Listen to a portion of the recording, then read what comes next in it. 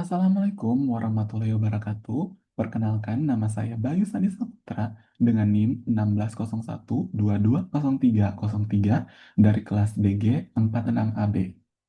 Pada kesempatan kali ini, saya akan menjawab serta menjelaskan poin-poin dari kuis 1 mata kuliah agama Islam.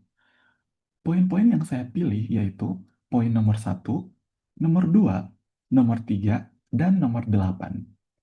Poin yang pertama yaitu manusia ditinjau dari aspek historis, biologis, kecerdasan, sosial, dan spiritual.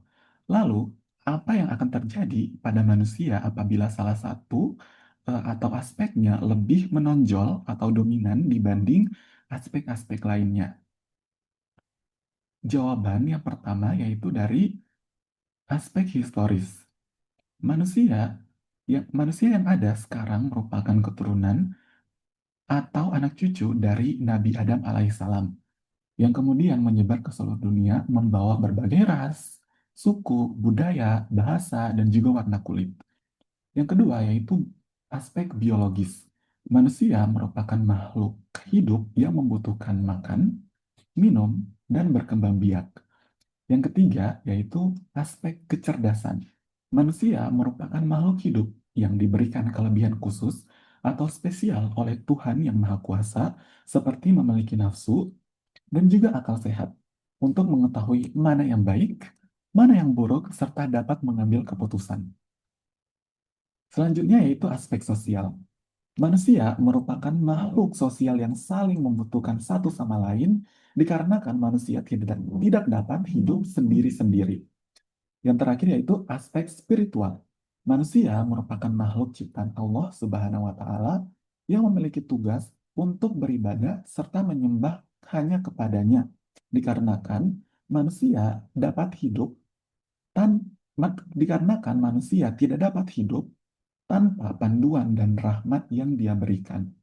Lalu, apa saja yang akan terjadi pada manusia apabila salah satu aspeknya lebih menonjol atau dominan dibanding aspek-aspek lainnya?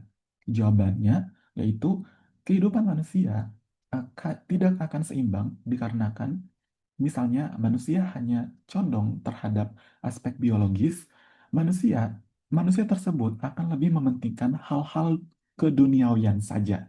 Kemudian, kemudian juga apabila manusia hanya condong ke aspek spiritual, manusia tersebut akan beribadah secara berlebihan dan terlalu fanatik akan segala hal yang ada di dalam suatu agama. Nah, manusia seharusnya menyeimbangkan atau menyelaraskan segala aspek-aspek yang ada. Hal tersebut didukung oleh perkataan Nabi Muhammad SAW yang mengatakan bahwa janganlah kalian terlalu terlena dengan dunia dan janganlah kalian terlalu berlebih-lebihan dalam beribadah. Poin yang nomor dua yaitu trilogi relasi antara Tuhan, alam semesta, dan juga manusia, disertai dengan contoh praktis realisasi trilogi relasi tersebut. Jawaban yang pertama yaitu hablum minallah atau hubungan antara manusia dengan Tuhan. Contoh praktisnya yaitu beribadah, mematuhi segala perintahnya, serta menjauhi segala larangannya.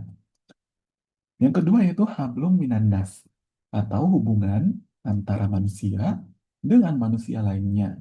Contoh praktisnya yaitu saling menghormati, menyayangi, dan saling tolong-menolong. Yang ketiga yaitu hablum minal alam atau hubungan antara manusia dengan alam semesta. Contohnya seperti menghargai alam, tidak dirusak, dan tidak dieksploitasi secara berlebihan.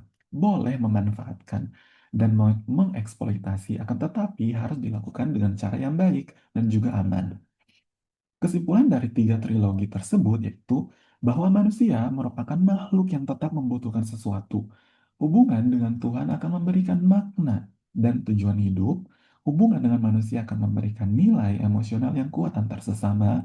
Dan hubungan dengan alam semesta akan memberikan banyak manfaat bagi kehidupan. Seperti mulai dari oksigen untuk bernafas, makanan, sumber daya alam, dan lain sebagainya. Poin yang ketiga yaitu Quran Surat Al-A'raf, Surat ke-7 ayat 172, dan Quran Surat Ar-Rum, ayat Surat ke-30 ayat 30, serta relasinya dengan fitrah.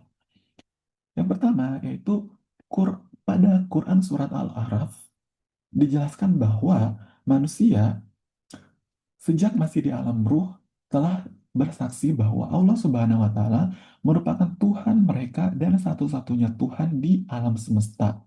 Kemudian juga pada Quran Surat Ar-Rum dijelaskan bahwa Tuhan telah menciptakan manusia disertai dengan bawaan fitrah untuk mencari jalan, untuk mengenal Tuhan dan juga beribadah.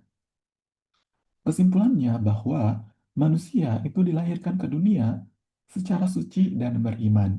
Akan tetapi, ketika manusia tersebut hidup di dunia, fitrahnya seringkali ditentukan oleh lingkungan sekitar.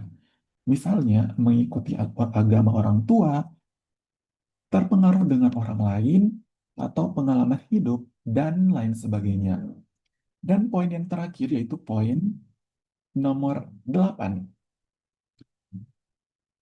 yaitu realitas sikap dan perhatian kaum muslimin terhadap Al-Quran dan hadis di zaman modern ini. Realitas sikap dan perhatian kaum muslimin terhadap Al-Quran dan hadis di zaman modern ini memperlihatkan adanya suatu paradoks antara pemahaman dan juga penerapan. Di satu sisi, masih banyak orang-orang yang menjadikan Al-Quran dan hadis sebagai pedoman hidup mereka. Banyak juga dari mereka yang membantu menyebarkan ilmu-ilmu agama melalui ceramah, kajian, dan lain sebagainya. Akan tetapi, di satu sisi juga masih banyak sekali orang-orang, terutama anak muda, yang menganggap bahwa Al-Quran dan juga hadis hanya sebagai suatu hal yang biasa saja. Makanya di zaman sekarang, kita seringkali melihat begitu banyaknya perzinahan, masih banyaknya orang berpacaran, masih banyaknya orang yang melakukan korupsi, dan contoh-contoh lainnya. Hal-hal tersebut diakibatkan karena pengaruh sekularisme dan juga modernisasi.